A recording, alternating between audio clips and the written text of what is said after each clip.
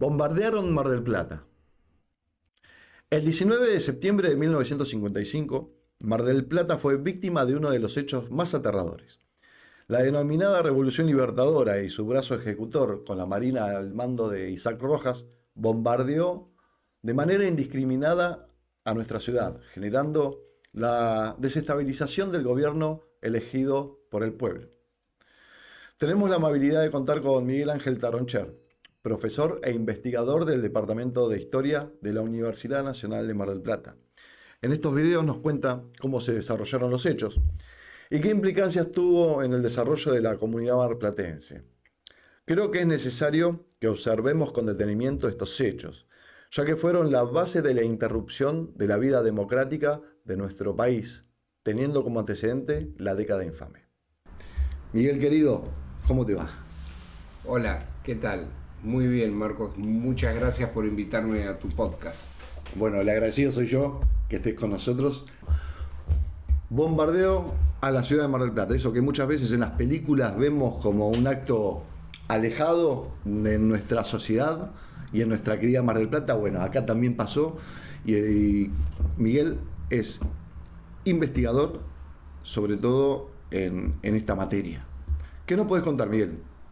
Bueno, el bombardeo de la ciudad de Mar del Plata el 19 de septiembre de 1955 por parte de la Marina de Guerra sublevada fue una de las operaciones más importantes que determinó el triunfo de lo que fue un golpe cívico-militar que estalló el 16 de septiembre en la ciudad de Córdoba.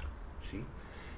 El 16 de septiembre, un general retirado, Eduardo Lonardi, subleva la escuela de artillería en Córdoba. ¿Sí?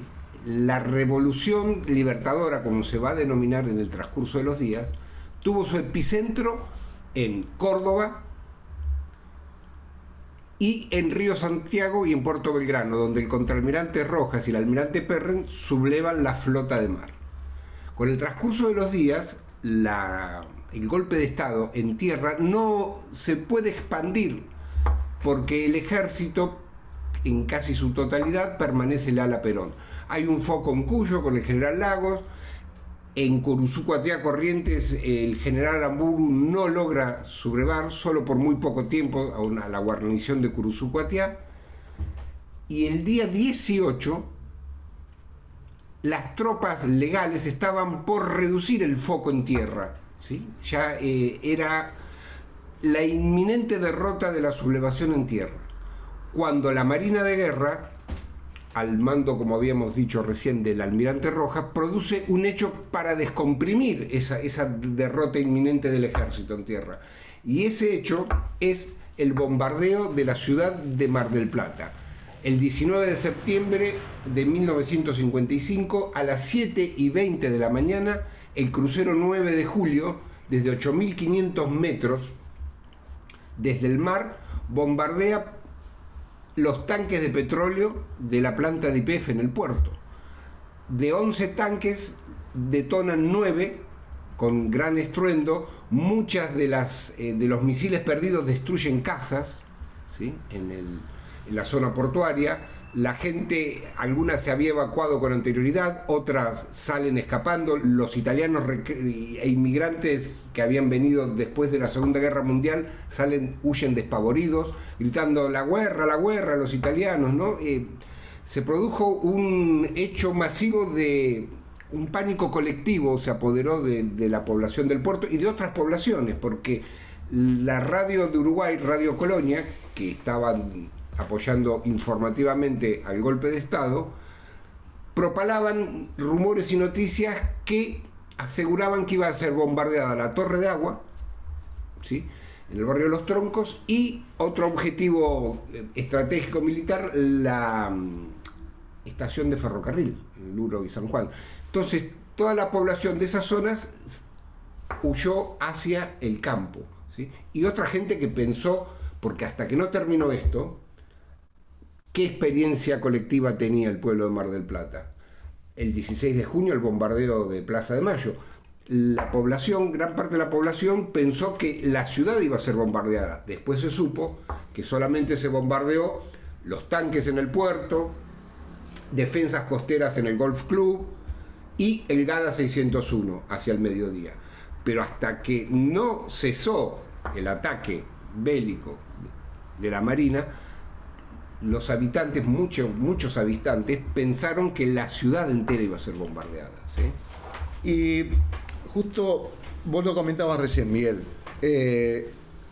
Esto viene por parte de un proceso, de un proceso de desestabilización del gobierno democrático, y viene con su historia del bombardeo en la Plaza de Mayo, ¿no? Del que todos también conocemos y quizás en el colegio nunca nos enseñan.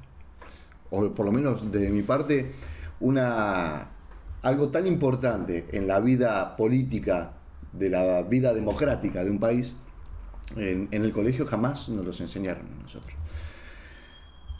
Este bombardeo en la Plaza de Mayo y con su consecuente también bombardeo en Mar del Plata, lo que nos hace pensar es, o lo que muchas veces hemos escuchado nosotros, por lo menos desde la parte, me pongo desde mi lugar como obrero, ¿no? La necesidad de ver que fue la primera y única vez que la Marina de un país ataca a su propia población. ¿Esto es así, Miguel? El 16 de junio de 1955 la aviación naval bombardea Plaza de Mayo, la CGT y el Palacio Presidencial, la residencia Unzué, donde era la sede cotidiana del Palacio Unzué, donde vivían los presidentes hasta que se trasladan a Olivos. En Olivos solo iban los fines de semana, pero esos 3 puntos fueron bombardeados por la Marina de Guerra en un intento desesperado de derrocar al presidente Perón, ¿sí? Cuando estalla la Revolución Libertadora en Córdoba el 16 de septiembre, y va casi destinada, si lo vemos desde tierra, desde las fuerzas de tierra, iba destinada al fracaso. Esta cuestión del bombardeo de poblaciones civiles por la Marina de Guerra tiene 2 hechos anteriores, además dentro del proceso de la Revolución Libertadora, que son el bombardeo de Saavedra en Buenos Aires. La aviación naval bombardea Río Colorado, 2 nudos ferroviarios, ¿sí? O sea que la ciudad de Mar del Plata fue bombardeada desde la costa por el crucero 9 de julio. En el caso de Río Colorado, de Saavedra y de la Plaza de Mayo fue la aviación naval. ¿Se sabe el nombre del capitán del destructor que bombardeó Mar del Plata? Sí, el capitán Marote. La orden de bombardear Mar del Plata para descomprimir la situación en Córdoba la indica el contraalmirante Isaac Rojas, que se puso al frente de la Marina de Guerra sublevada. Quien era el mando natural del crucero 9 de julio, que es la nave que va a bombardear la ciudad de Mar del Plata, es el capitán Bernardo Benech, que cuando recibe esa orden de Rojas decide no acatarla y se autoacuartela en sus dependencias. Entonces asciende para cumplir con esa misión el capitán Marote, que es el que va a llevar a cabo, el que va a implementar el procedimiento del bombardeo a las 7:20 del 19 de septiembre de 1955, la planta de YPF. ¿Cuál era la proclama de esta denominada Revolución Libertadora? La Revolución Libertadora tuvo entre sus principios, entre sus objetivos principales, el derrocamiento de Perón, acusándolo de tirano. Acusándolo de tirano. Y de implementar un sistema totalitario en la Argentina. Es interesante recordar que a fines de 1954, en la elección de vicepresidente, el candidato peronista había sacado más del 59% de los votos. Muchísimo para una elección. Acá desde el off, te pregunto, ¿cuántos heridos hubo en el bombardeo de Mar del Plata? ¿Hubo heridos, fallecidos? ¿Y cuántos heridos y fallecidos hubo de parte de la Marina? Bien. Extrañamente, este bombardeo, que se bombardeó la zona del puerto donde estaba la planta de YPF, los tanques, la zona de Tucumán y Juan B. Justo y la rotonda del Golf Club, donde se habían desplazado artillería antiaérea para responder, nunca dispararon, y el GADA 601. Hubo muchas balas perdidas que destruyeron casas y esquirlas que cayeron sobre la población. Cerca de 10 heridos por esquirla, no hubo ningún muerto civil. Los muertos militares fueron de la propia Marina. El día 19 es ultimado a bordo del crucero 9 de julio el suboficial Miguel Ángel Espera, que se opuso a las órdenes de bombardear Mar del Plata y fue ultimado por un oficial superior, ¿sí? En la base de submarinos de Mar del Plata, el capitán Miguel Ángel Rabini tuvo una crisis de nervios y se suicidó. Al día de hoy no sabemos quién ultimó al suboficial Miguel Ángel Espera. Hay dos palabras que me están haciendo ruido en la cabeza mientras escucho esto. Una es alternancia y la otra es democracia. Porque lo que quizás en cuestiones o en peso político, lo que tuvo que ver este golpe, si bien esto va más allá de cualquier distingo político que uno tenga, ¿no? La decisión de proseguir con un sistema democrático, ¿no? Que es a lo que uno tiene que, por lo que uno tiene que velar, ¿no? La Constitución Nacional, que es la carta que delimita entre las personas qué es lo que se puede y lo que no se puede, ¿no? Aquí vino un grupo de personas y dijo, esto de ahora en adelante voy a decir yo, ¿no? El golpe, el bombardeo en Mar del Plata fue un momento decisivo para terminar con ese proceso democrático. ¿Puede decirse de esa manera? Sí, la importancia de Mar del Plata en el triunfo de la Revolución Libertadora, que es un triunfo de la interrupción del orden constitucional, el rol de Mar del Plata es decisivo porque luego del bombardeo, que culmina hacia el mediodía, Rojas le envía un ultimátum a Perón que se dispone a bombardear, si él no renuncia, la refinería de Dock Sud y la refinería de La Plata. Horas después, el presidente redacta una carta donde ofrece su renunciamiento, ¿sí? Transfiere las facultades del Poder Ejecutivo a una junta militar de generales a los que les encarga que desencadenen, que lleven adelante un proceso de pacificación nacional, ¿sí? El 19 a la noche, la Marina constantemente, su posición era la de pedir la renuncia de Perón, que si no se producía la renuncia de Perón, iban a continuar bombardeando las destilerías mencionadas e inclusive la capital federal. En esta encrucijada, la Junta de Generales considera que el renunciamiento de Perón, o sea, esa carta que les daba esa Junta para que lograse una paz con los sublevados, es considerada renuncia.